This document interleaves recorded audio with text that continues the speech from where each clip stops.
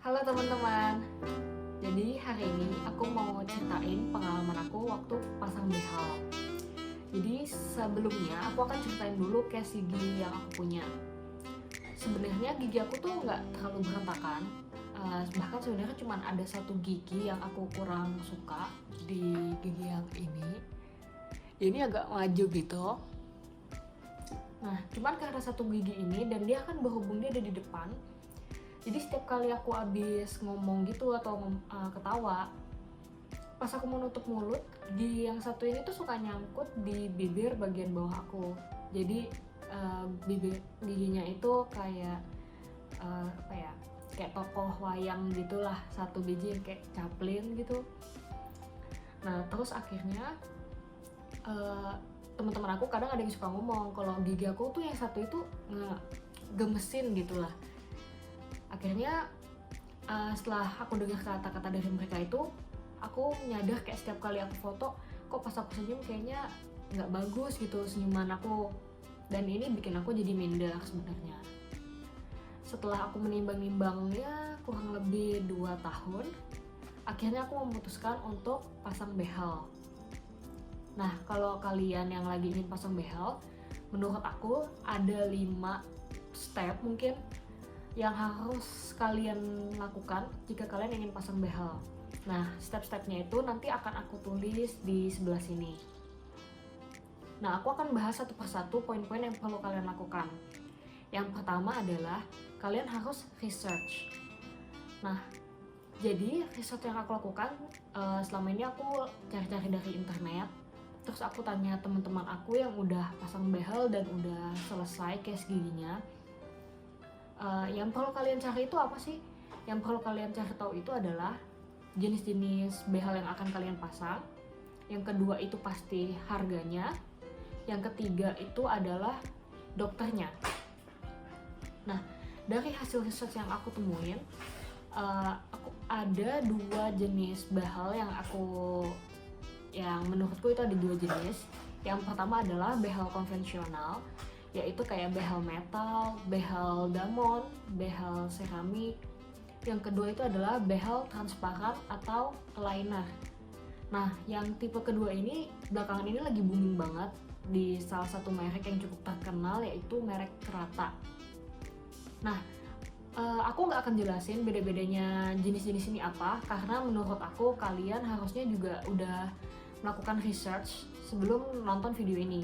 Bahkan mungkin kalau kalian nonton video ini berarti kalian lagi ngelakuin research itu sendiri. Nah kalau kalian belum tahu bedanya apa, nanti aku akan tulis di description box. Mungkin perbedaan secara mudah aja masing-masing dari behel tersebut. Yang kedua harus kalian lakukan adalah konsultasi. Nah di konsultasi ini aku menemukan 3 kandidat dokter yang kira-kira akan aku kunjungi lah, aku akan buat janji temu. Nah, dari masing-masing dokter ini, aku filter dengan beberapa kriteria. Yang pertama yaitu, apakah dia bisa kontrol di weekend. Nah, karena aku adalah pekerja kantoran, jadi waktu weekday-ku itu terbatas. Mungkin aku cuma lenggang di malam hari, dan ini kayaknya agak susah sebenarnya kalau buat aku misalnya waktu di malam hari yang harusnya buat istirahat. Jadi aku mutusin untuk nyari dokter yang bisa kontrol di weekend. Yang kedua yaitu lokasi praktek dokternya. Nah lokasi ini penting karena selama kalian pemasangan behel, mungkin akan ada kejadian-kejadian urgent yang dimana kalian harus tiba-tiba datang ke dokter kalian. Contohnya, misalkan behel kalian itu lepas dan harus dipasang. Nah kalau lokasinya jauh, ini akan bikin kalian untuk males datangnya atau tertunda untuk melakukan kontrol rutin kalian. Yang ketiga, apakah dokternya itu berpengalaman. Yang keempat adalah apakah harganya cocok dengan budget yang kalian miliki. Yang kelima, apakah kalian cocok dengan dokternya itu sendiri. Nah sebelum kalian memilih dokter, menurut aku kalian harus mempertimbangkan seenggaknya aspek-aspek yang tadi aku sebutkan. Kenapa? Karena keputusan untuk memasang behel ini adalah suatu komitmen jangka panjang. Jadi jangan sampai nanti ketika kalian sudah pasang, di tengah jalan kalian malas untuk melakukan kontrol karena lokasinya jauh, atau kalian nggak cocok gitu sama dokternya. Nah, jangan sampai kayak gitu. Nah, aku pribadi menyarankan kalian untuk konsultasi di dokter yang punya spesialis ortodonti. Kenapa? Karena kalau dokter spesialis ortodonti itu mereka udah mengambil pendidikan yang memang punya spesialisasi untuk memasang behel. Tapi misalkan kalian punya kenalan atau kalian punya teman dokter gigi biasa dan mereka punya pengalaman untuk memasang behel, menurutku itu nggak apa-apa. Tapi kalau misalkan kalian memang punya budget lebih, menurutku lebih baik di ortodonti, asalkan jangan pasangnya ke tukang gigi, karena menurut aku tukang gigi itu nggak punya background medis, jadi nggak aman menurutku. Jadi akhirnya aku datang ke salah satu dokter yang udah dari hasil research aku itu. Nah, waktu aku datang, dokter itu akan ngelihat gigi aku secara kasat mata yang bisa dilihat pakai mata telanjang gitu. Lalu dijelasin sama dia kalau case gigi aku tuh minor, karena seperti yang tadi aku sebut, gigi aku yang agak berantakan sebenarnya cuma yang satu ini aja, bawahnya tuh rapi. Nah, menurut dia karena case minor ini, aku punya beberapa pilihan untuk treatment gigi aku ini supaya rapi. Pilihan yang pertama adalah aku pasang behel metal untuk rahang atas saja. Nah, yang kedua adalah aku pasang behel metal untuk rahang atas dan rahang bawah. Dan yang ketiga adalah aku pasang aligner. Nah, bedanya apa sih? Aku akan jelasin satu persatu. Dan ini yang aku dapat dari penuturan dokter aku. Yang pertama, kalau aku pasang behel metal untuk bagian atas aja, ini sebenarnya kurang dianjurin sama teman-teman aku yang udah, tentunya mereka juga pernah dijelasin dari dokternya mereka masing-masing. Nah, kenapa dokter aku ini berani untuk menyarankan aku pasang behel metal atas aja? Karena yang seperti aku jelasin sebelumnya, gigi aku tuh yang berantakan sebenarnya cuma gigi seri yang depan ini aja. Jadi pergerakannya itu akan sangat sedikit. Nah, kenapa sih sebenarnya orang tidak menganjurkan untuk pasang atas aja? Karena gigi kita ini waktu diciptain sama Tuhan itu udah align kan, atas bawah seperti inilah. Nah, kalau misalkan gigi kalian yang dibenerin yang atas aja, nanti gigitan atas dan bawah kalian tuh nggak akan ketemu. Nah, karena inilah biasanya kita nggak dianjurin untuk merapikan gigi atas aja, karena nanti gigitan atas dan bawahnya itu nggak akan satu line gitu. Nah, tapi karena gigi aku yang geseran sedikit, dokter aku berani mengatakan kalau misalkan gigiku yang di atas dirapihkan, itu nggak akan banyak pergerakannya, jadi gigitannya pun nggak akan geser jauh, dia bilang. Nah, bedanya apa sih kalau aku benerin yang atas bawah? Kalau yang bawahnya juga aku pasang behel, bedanya tentunya yang atasku rapi dan yang bawahnya itu gigitannya akan align sama rahang atas aku. Terus yang kedua keunggulannya adalah kata dokter aku, kalau kamu narik gigi yang bawah ini kan akan lebih tarik ke belakang. Jadi posisinya misalkan gigi kalian seperti ini. Nah, misalkan ini gigi atas kalian tuh biasanya ada di depan dari gigi bawah kalian. Jadi kalau gigi bawah kalian ditarik ke belakang, otomatis gigi kalian yang di atas ini bisa ditarik lebih ke belakang lagi. Nah, hal ini akan membuat profil muka kalian bisa berubah jadi lebih tirus, atau ya karena pipi kalian lebih tirus, biasanya hidung kalian akan kelihatan lebih mancung juga. Ini akan ngerubah profil muka kalian jadi lebih kurus kelihatannya. Dan untuk opsi yang terakhir adalah aligner. Sebenarnya aku nggak expect kalau dokter aku akan nyaranin aku tuh pakai aligner. Cuman karena case gigi aku yang tadi itu cuman minor, menurut dia dengan pakai aligner aja itu gigi aku sepertinya udah bisa rata.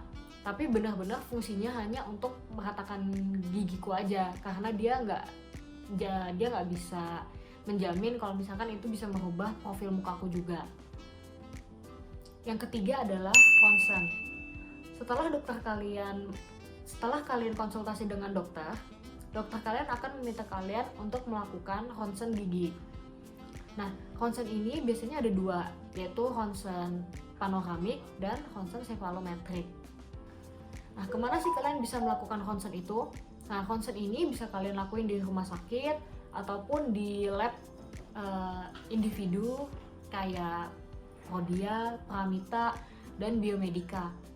Untuk biayanya itu range-nya sekitar 270 sampai 370 ribu rupiah, tergantung di mana lokasi kalian dan lab mana yang kalian gunakan untuk melakukan ronsen. Nah, untuk aku pribadi kemarin aku cek di lab Biomedica untuk panoramik aja itu harganya 285 ribu rupiah. Kalau kalian diminta dokter kalian untuk ronsen cefalometrik juga, aku udah sempet tanya ke Biomedica, itu juga harganya sama di 285 ribu rupiah. Nah, kalau kalian lihat sebenarnya di background aku ini hasil dari foto panoramik aku. Nah, hasil ronsen tersebut akan digunakan oleh dokter untuk melihat kondisi gigi kalian secara lebih jelas lagi. Misalkan di bawah gusi kalian ada gigi benih yang harus dicabut. Nah, hal-hal seperti itu kan nggak bisa kelihatan oleh kasat mata. Jadi dokter akan meminta kalian ronsen untuk tujuan itu. Yang keempat adalah cetak gigi. Nah, setelah kalian melakukan ronsen, kalian harus melakukan konsultasi lagi ke dokter dengan membawa hasil ronsen gigi tersebut. Nah, setelah menimbang-nimbang sekitar seminggu, akhirnya aku memutuskan untuk pasang behel metal untuk rahang atas aku aja. Nah, kenapa akhirnya aku pasang behel metal? Karena setelah aku bandingin harganya, harga aligner per video ini dibuat adalah 4,9 juta untuk 10 aligner dan 9,9 juta sampai case gigi kalian selesai. Nah, menurut aku perbandingan harganya itu dengan behel konvensional nggak gitu jauh. Sedangkan untuk behel konvensional ini teman-teman aku udah membuktikan hasilnya seperti apa. Sedangkan untuk behel liner ini, behel transparan atau liner ini, jujur teman aku belum ada yang pernah pakai. Jadi aku belum tahu hasil setelah pemakaian tuh seperti apa. Nah, untuk perbandingan harga behel konvensional nanti akan aku jelasin di poin kelima. Nah, kenapa aku nggak pasang sekaligus aja atas bawah?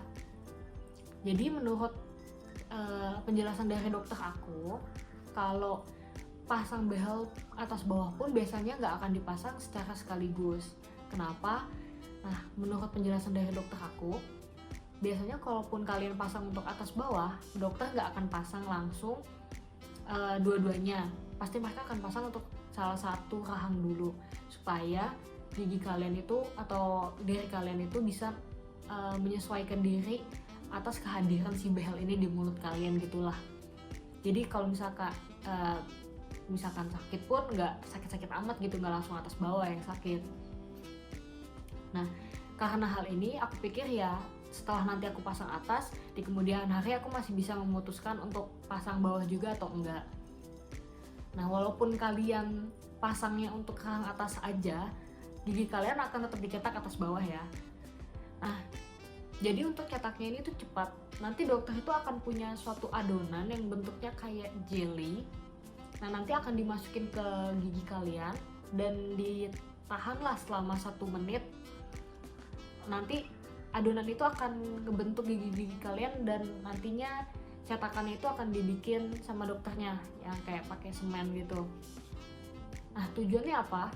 Gigi kalian ini dicetak sebenarnya untuk mempermudah dokter juga untuk mempelajari bentuk gigi kalian, dan juga mungkin sebenarnya kalau buat kita bisa buat ngebandingin ya before after dari gigi kita sih. Yang kelima adalah pasang behelnya. Setelah kalian cetak gigi, proses selanjutnya adalah kalian akan dipasang behel tersebut di mulut kalian. Nah, untuk di dokter gigi aku ini, behel metal yang dia sediakan itu ada 3 jenis. Yang pertama itu behel metal bahannya Cina, yang kedua dari Jepang, dan yang ketiga dari US. Nah, untuk harga behel metal yang bahannya dari Cina ini itu sekitar 5 jutaan untuk rahang atas dan bawah. Untuk yang Jepang ini harganya sekitar 9,5 juta, dan yang dari US sekitar 12,5 juta. Harga ini kalau misalkan kalian pasang atas aja, di dokter aku tuh harganya tinggal dibagi 2 aja. Harga ini tuh udah all in, udah termasuk semua alat yang akan dipakai sama dokter aku dari awal perawatan sampai nanti aku lepas behel. Tapi harga ini tuh nggak termasuk kalau kita ada alat-alat yang diperlukan karena kesalahan dari pasien.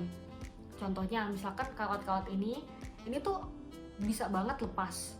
Jadi misalkan karena kalian makan yang keras dan behel dan metalnya ini tuh copot dan gak sengaja ketelen, nah ini kan harus dipasang lagi yang baru.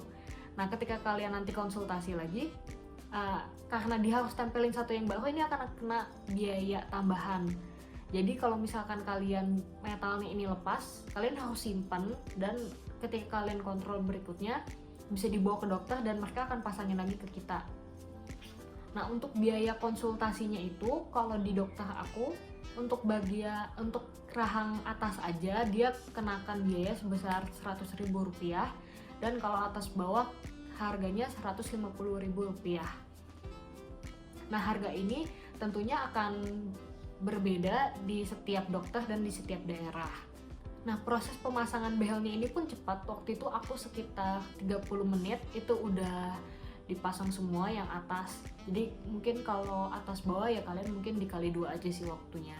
Nah setelah behel kalian udah dipasang, jadi waktu proses dia ngikat kawatnya itu pun sebenarnya gigi kalian udah akan berasa ketarik. Tapi kalau kata dokter dan teman-teman aku sih, biasanya rasa sakitnya itu akan timbul H+1 dari kalian pasang. Jadi kalau kalian pasang hari ini, mungkin besok kalian akan ngerasain sakit giginya yang kayak minta ampun gitu. Nah tapi rasa sakitnya ini juga berbeda-beda dari setiap orang beda, karena toleransi setiap orang akan rasa sakit kan juga beda ya.